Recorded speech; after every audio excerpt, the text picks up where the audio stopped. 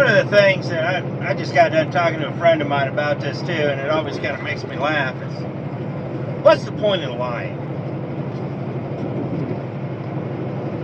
It just, as we were talking about lies you have to tell and lies people tell you and things dispatch does and stuff like that, and why does it lie? Why do they lie? It doesn't make sense. And here's the thing, to them, it's not a big deal. It's a little white lie. It just fixes a problem that they're having for the moment. It kind of just, just kind of gets their day going a little faster because they can get done with you and make you move on. But then they don't bother to think about the guy on the other end of the phone. So, a lie to some person that's not a big deal is a huge deal to somebody else.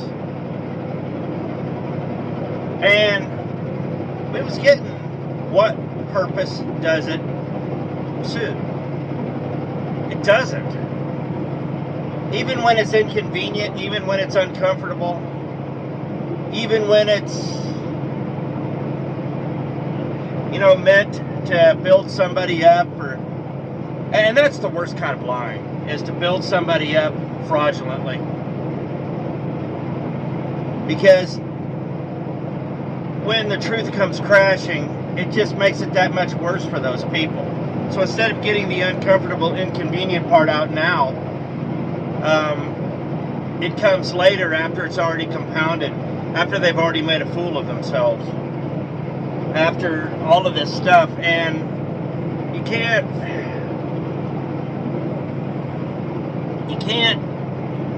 you just can't be that way.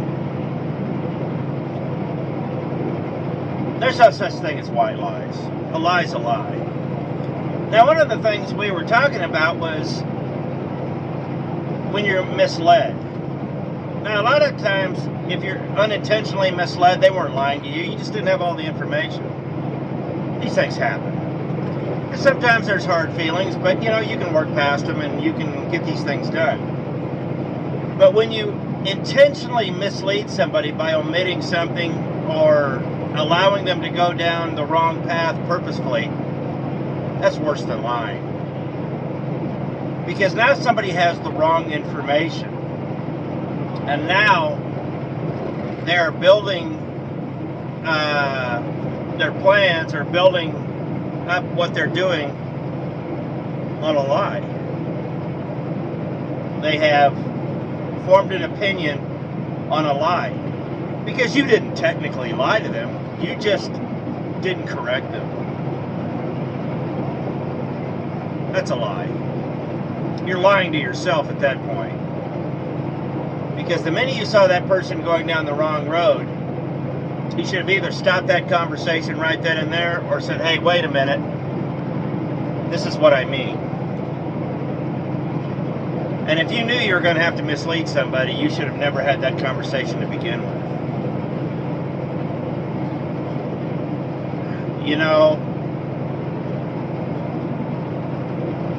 I don't even lie to the cops. It's just not worth it. Remember one time I was sitting there passing somebody doing 52 miles an hour. I go to pass them. I look down. We're on a 2-lane road.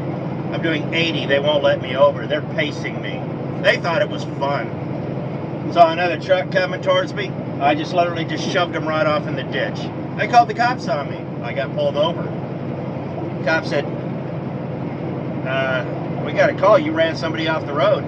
It's like, yeah, you damn right I did. You want to see the video? And in telling them the truth, and explaining to the officer what happened with video evidence, he didn't even want to see it. I said, yeah. I said, I was doing 80 and they wouldn't let me over. They thought it was funny. So, when you tell the truth, 90% of the time, it's going to be fine.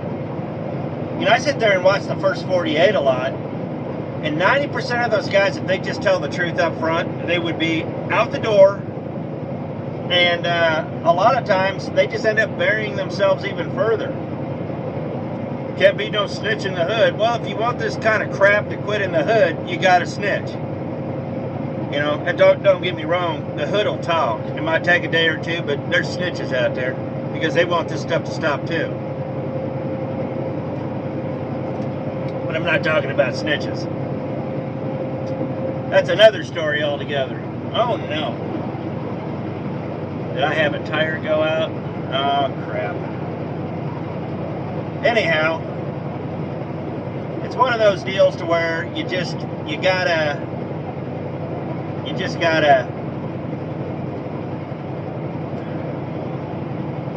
figure it out, really.